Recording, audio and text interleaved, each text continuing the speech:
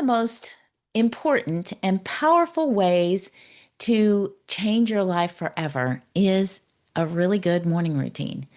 What I want to say is it does not have to be long because so many times we never get started because, we hear the power hour and there's a book out, it's a really good book actually called The 5 a.m. Club and it talks about an hour as well. And an hour can be great, but if you don't have an hour, if you've got little kids or a really crazy schedule or all the different things that make it hard, at least initially, to commit to an hour, then just commit to 10 minutes, 15 minutes.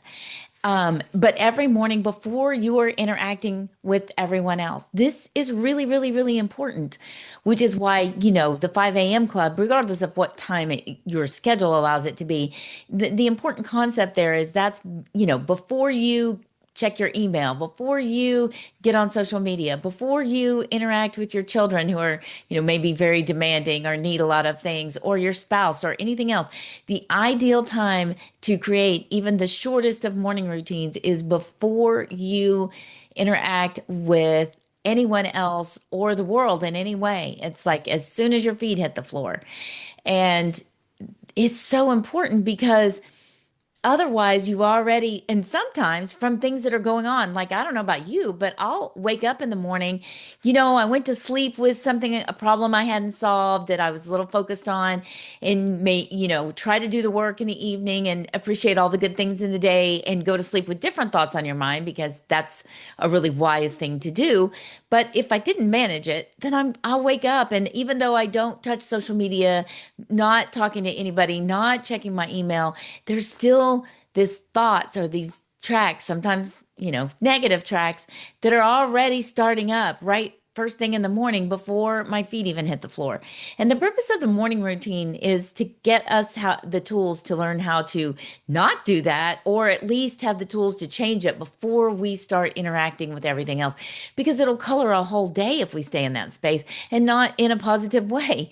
And so what we really want to do is a morning routine that's consistent. Consistency is the key. That's far more important than length because it'll start to change the way you think. And what'll happen is it'll start to affect the way you think throughout the day. And that's the magic. So when I was struggling and going through my financial challenges, the morning routine is what changed my life. And it didn't have to be long, but I was determined. I knew that if I didn't do something different, I wasn't going to be able to change the outcome. And I wanted to change the outcome enough to make up my mind to be consistent and show up for myself every morning so that I could change the trajectory of where things were going financially. And so there are three important elements to the morning routine, but if you're really short on time, there's two, and then you can try to fit the other one in wherever you can. So the first is something to stop the thought process. So the negative thought process that's often going on. And so one of the most powerful ways to do that is meditation. Guided meditations, I think probably the shortest you can find is around 7 to 10 minutes.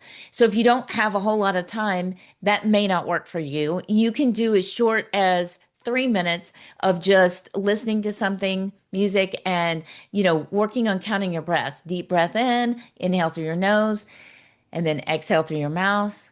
Deep breath in, and you can just go in, out. And your goal is to keep your brain focused on the breathing and the in and the out instead of what thoughts are going on. And you have to keep bringing yourself back. Don't get mad at yourself if it's not easy and you keep finding your brain wandering. That's typical. But no more than 10 minutes of meditation is needed to completely change your life. Whether that's guided, whether that's listening to music or rain. I like rain.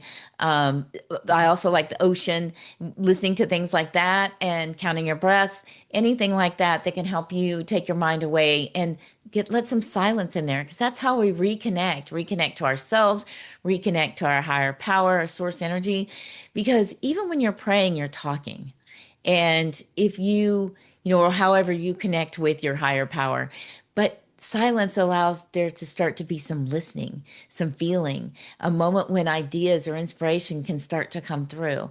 If you've got something that's really powerfully negative and you're struggling to meditate, like quiet your brain, something else that also can work is the my appreciation journal, which you can download for free, because as you're focused on and writing it, this is so important. Writing changes the tracks in your brain. It really helps with the brain chemistry. It really helps with how your brain processes things. So the old-fashioned handwriting is really helpful in your morning routine.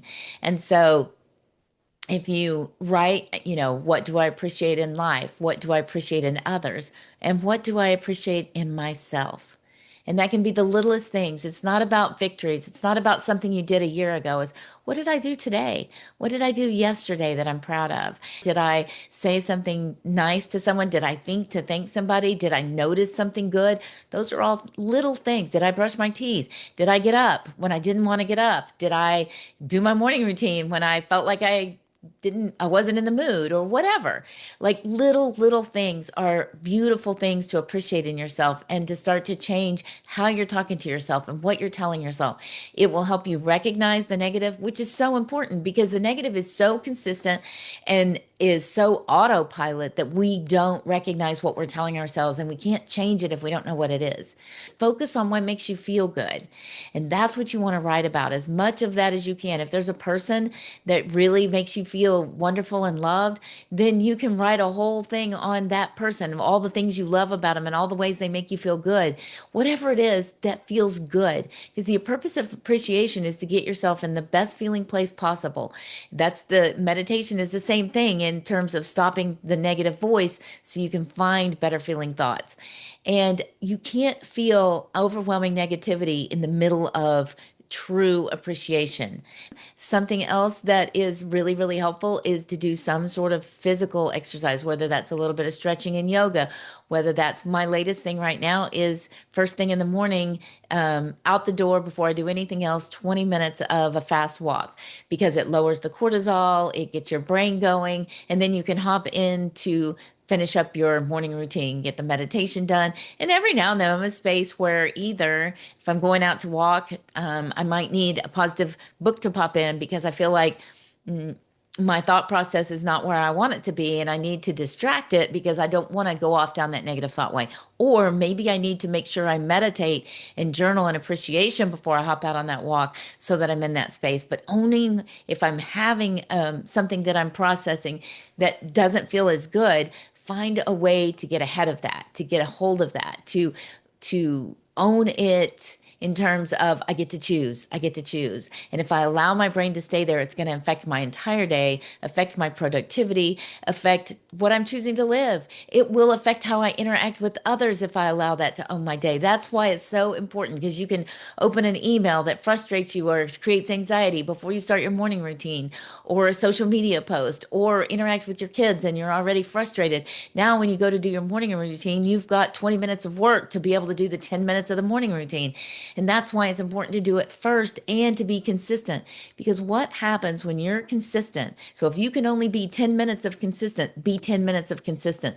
Don't say to yourself, I'm going to do 30 minutes and then it happens once a week. Be 10 minutes every day, because it will start to change your life. Because when you start to appreciate, when you start to meditate, when you start to, dream, write down what would really feel good. What if it could be like this? What would I want if I could have whatever I wanted? And let it flow. Let that pen flow 5-10 minutes. You can set a timer. You can say it's the end of the page and then do it again the next day. But when you start to do that, you're starting to give your brain permission to look for ways for you to have what you want. You're starting to activate your RAS, your reticular activating system, and your prefrontal cortex. And you're also starting to change the way your hormones and your chemicals are being produced. Less cortisol, more of the good feeling chemicals. And that affects how efficient your brain is in looking for solutions and creating that life that you want to live.